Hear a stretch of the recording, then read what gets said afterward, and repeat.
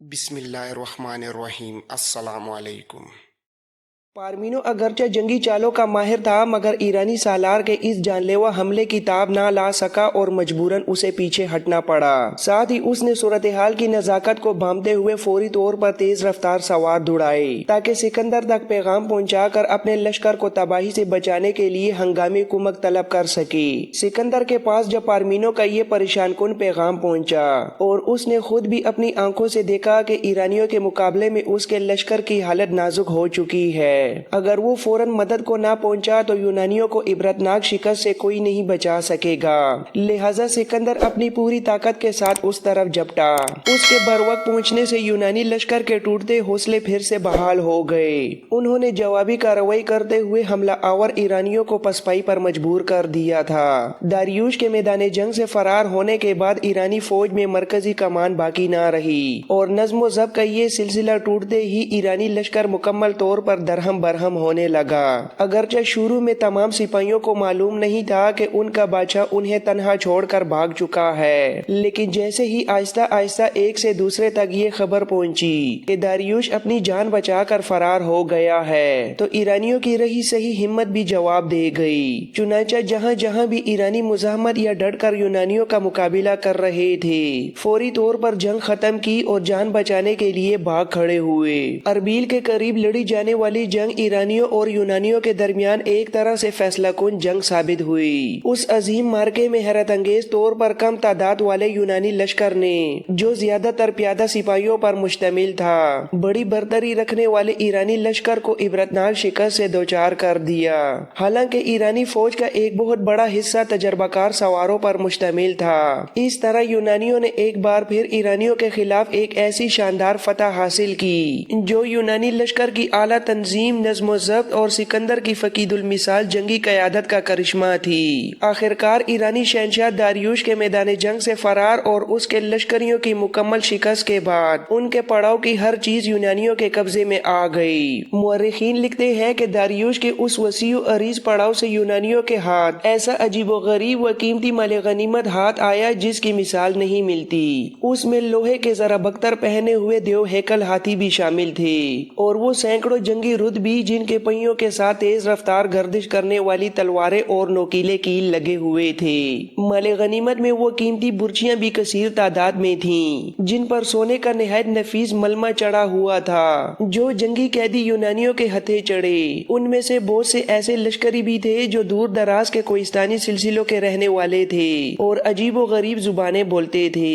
ان میں ارمنی سپاہیوں کی بھی بڑی تعداد شامل تھی۔ اس کے علاوہ قیدیوں میں اعلیٰ درجے کے وہ سوار اور سالار بھی تھے جنہوں نے اپنی روایتی لباس کے طور پر ڈھیلے پاجامے اور سروں پر ترے دار پگڑیاں باندھ رکھی تھیں۔ ایرانیوں کو اس طرح مکمل طور پر زیر کرنے کے بعد سکندر اپنے گھوڑے کو سر پر دوڑاتا اس مقام پر پہنچا جہاں سالار پارمینو موجود تھا اور اسے مخاطب کر کے پرعزم لہجے میں کہنے لگا، اب میں اپنے لشکر کے ایک مخصوص حصے کے ساتھ مفرور شہنشاہ داریوش کے تعاقب میں نکلنے لگا ہوں۔ ہمارے لشکر میں وہ راہبر جو ان تمام جغرافیائی علاقوں سے بخوبی واقف ہیں، ان میں سے کچھ کو میں اپنے ساتھ لے جاؤں گا جبکہ کچھ تمہارے پاس ہی رہیں گے جو تمہاری رہنمائی کا فریضہ انجام دیں گے۔ میرے جانے کے بعد تمہاری ذمہ داری ہے کہ دشمن کے پڑاؤ کی ہر چیز کو سمیٹو، اس پر باقاعدہ قبضہ کرو اور جنگ میں زخمی ہونے والے سپاہیوں کی دیکھ بھال کے ساتھ ساتھ مرنے والوں کی تدفین کا فوری انتظام کرو۔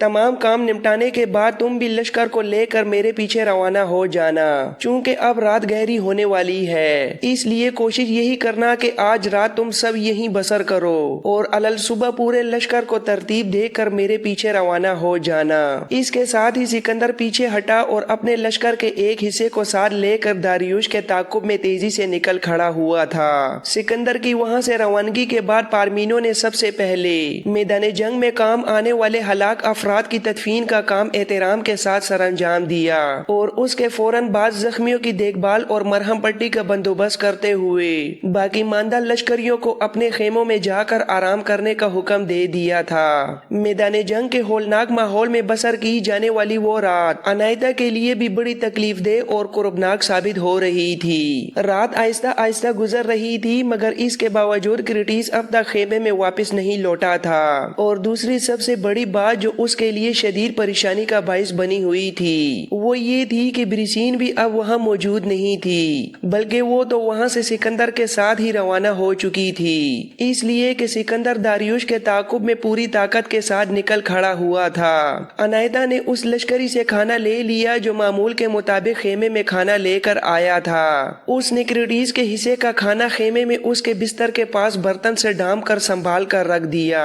और अपने हिस्से का खाना लेकर खेमे के अपने मखसूस हिस्से की तरफ चली गई। वो काफी देर तक बेचैनी से क्रिटिस का इंतजार करती रही, लेकिन वक्त गुजरने के साथ साथ आखिरकार उसकी परेशानी और फिक्रमंदी में इजाफा होता चला गया, इसलिए कि रात अब आधी गुजर चुकी थी और क्रिटिस का दूर दूर तक कोई पता नहीं था और वो अभी तक वापस नहीं आया था। वो बार बार बेकरार होकर उसके हिस्से की तरफ झांकती थी, लेकिन वो बिस्तर और पूरा हिस्सा बिल्कुल खाली पड़ा नजर आता। वो घबरा कर खेमे के दरवाजे पर आन खड़ी हुई, जहाँ बाहर मैदान में मुकम्मल तौर पर और पूरी तरह गहरा सन्नाटा और खामोशी छाई हुई थी। ताहम खेमे के दरवाजे से जरा ही फासले पर एक यूनानी पहरेदार नेजा हाथ में लिए चौकन्ना खड़ा दिखाई दे रहा था। एक मौके पर अनायता के जहन में ख्याल भी आया कि वो खेमे से बाहर निकले और उस मुसल्ला यूनानी पहरेदार के पास जाकर पूछे कि आखिर क्रिटिस कहाँ चला गया है और किस हाल में है, मगर नामालूम खौफ की वजह से उसे ऐसा करने की बिल्कुल हिम्मत ना हुई। खेमे के दरवाजे से मायूस होकर हटी और दोबारा खेमे के अंदरूनी हिस्से में वापस आ गई। वो पहले की तरह कभी थोड़ी देर के लिए अपने हिस्से में अकेली बैठी रहती तो कभी बेचैनी के आलम में पर्दे को थोड़ा सा हटाकर क्रिटिस के हिस्से की तरफ उम्मीद भरी नजरों से देखती रहती, लेकिन जब भी उसके हिस्से को बिल्कुल खाली और वीरान देखती तो शायद गम, मायूसी और दुख के मारे गर्दन झुकाकर अफसरदा पीछे हट जाती। इसी तरह वो पूरी रात अनायता के लिए तन्हाई और जहनी अजियत में गुजरने लगी थी। अनायता ने बड़ी अजियतनाकी और बेचैनी में वो पूरी शब बसर की थी और सारी रात जागती रही थी। उसकी आंखें शदीद नींद के बायस बोझल हो रही थीं, लेकिन इसके बावजूद वो एक पल के लिए भी सोई नहीं थी और मुसलसल जागती रही। अगले रोज का सूरज जिस वक्त उफक से तलू हुआ तो अनायता खेमे की आहट पाकर एकदम उठकर अपनी जगह पर सीधी खड़ी हो गई, इसलिए कि खेमे का पर्दा हटाकर उसकी बहन ब्रिसीन अंदर दाखिल हुई थी। ब्रिसीन को देखते ही वो दीवानावार भागकर उससे लिपट गई। इस जज्बाती मौके पर वो खौफ और खुशी के मिले जुले एहसास से बिल्कुल रोने वाली हो रही थी। ब्रिसीन ने पहले प्यार से उसे अपने साथ मजबूती से लिपटाया और तसल्ली दी और फिर उसका उतरा हुआ चेहरा देखा। मोहब्बत से उसकी पेशानी चूमी और हाथ पकड़कर खेमे में मौजूद निशिस्त पर बैठ गई और उसको भी अपने बिल्कुल करीब ही बिठा लिया। फिर बड़ी फिक्रमंदी से अनायता के चेहरे की तरफ देखते हुए नरमी से पूछा, जरा अपनी हालत तो देखो, ये तुमने खौफ और फिक्र में अपने आप से क्या बना रखा है? तुम्हारी आंखें नींद से इस कदर बोझल हो रही हैं, यूं लगता है जैसे तुम सारी रात एक पल के लिए भी सोई नहीं हो। जवाब में अनायता बेचारी रोने वाली मासूम आवाज में कहने लगी, मैं सोती कैसे?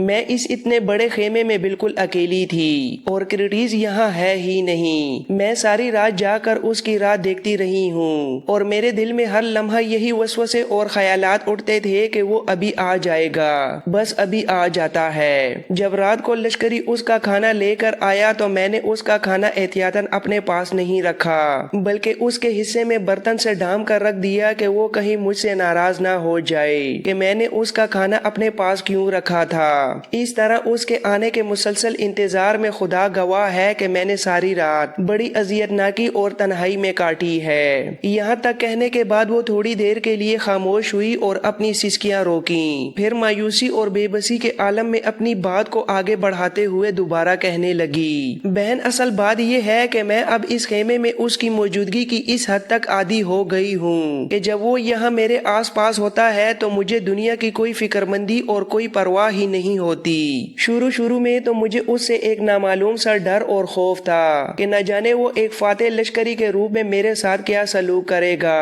اور اس کے ساتھ رہتے ہوئے میری عزت و عصمت محفوظ بھی رہے گی یا نہیں، لیکن جیسے جیسے وقت گزرا اور میں نے اس کے اعلیٰ اخلاق اور پاکیزہ کردار کو دیکھا، اسے ہر طرح سے پرکھا، تب مجھے اس کی ذات پر ایسا کامل اعتماد اور بھروسہ ہو گیا کہ اس کے یہاں ہوتے ہوئے میں ہر فکر سے بے فکر اور ہر خطرے سے بالکل بے خطر ہو جاتی تھی۔ لیکن افسوس کہ آج وہ پوری رات خیمے میں نہیں آیا اور اسی بنا پر مجھے ایک پل کے لیے بھی نیند نہیں آئی۔ میں نے بستر پر لیٹ کر سونے کی بہت کوشش کی، مگر میرے دل و دماغ میں طرح طرح کے ہولناک خدشات، وسوسوں اور انجانے خوف نے جنم لے لیا تھا، جنہوں نے مجھے پوری رات نہ تو سونے دیا اور نہ ہی چین کا سانس لینے دیا۔ اتنا کہنے کے بعد انائتا ذرا سا رکی، اس نے بریسین کا ہاتھ مضبوطی سے تھاما اور پھر حیرت سے کہنے لگی، میری بہن، میں نے تو لشکریوں سے تمہارے متعلق یہ سنا تھا کہ تم سکندر کے ساتھ یہاں سے روانہ ہو گئی ہو، کیونکہ سکندر داریوش کے تعاقب میں تیزی سے نکل کھڑا ہوا ہے۔ اگر تم سکندر کے ساتھ آگے نہیں گئی تھی تو پھر تم رات کے پہلے حصے ہی میں میرے پاس واپس آ جاتی۔ اگر تم آ جاتی تو ہم دونوں بہنیں یہاں اکٹھی سو جاتی اور تمہاری موجودگی میں مجھے کم از کم سکون کی نیند تو آ جاتی۔ اس جذباتی گفتگو پر بریسین نے بڑے پیار سے اس کے اداس چہرے کی طرف دیکھا اور مسکراتے ہوئے کہنے لگی، تم تو مجھے کچھ کہنے کا موقع ہی نہیں دے رہی اور لگاتار برابر بولے چلی جا رہی ہو۔ سنو شہنشاہ سکندر واقعی مجھے اپنے ساتھ لے کر ہی یہاں سے روانہ ہوا تھا اور میں نے کچھ دوری تک اس کے ساتھ رت میں سفر بھی کیا تھا، لیکن جب کچھ فاصلہ طے کرنے کے بعد اسے شدت سے یہ احساس ہوا کہ داریوش کا تعاقب کرنا ایک انتہائی کٹھن اور دشوار گزار کام ہے، تب اس نے میرے سکون، حفاظت اور میرے آرام کی خاطر مجھے اپنے خاص محافظوں کے ساتھ واپس میدان جنگ میں اس مرکزی خیمہ گاہ کی طرف بھیج دیا۔ میں سفر کی تھکان لیے ابھی اس خیمہ گاہ میں داخل ہوئی ہوں اور اپنے خیمے میں قدم رکھنے کی بجائے سیدھی تمہاری خیریت معلوم کرنے یہاں چلی آئی ہوں۔ بریسین جب خاموش ہوئی تب انائتا بے چینی سے اس کا ہاتھ جھٹکتے ہوئے کہنے لگی، بہن تمہاری بڑی مہربانی کہ تم سیدھی میری طرف آئی ہو، لیکن آخر کرٹیس کیوں نہیں آیا؟ اسے بھلا کیا ضرورت تھی کہ اپنا خیمہ ویران چھوڑ کر سکندر کے ساتھ داریوش کے تعاقب میں نکل جاتا؟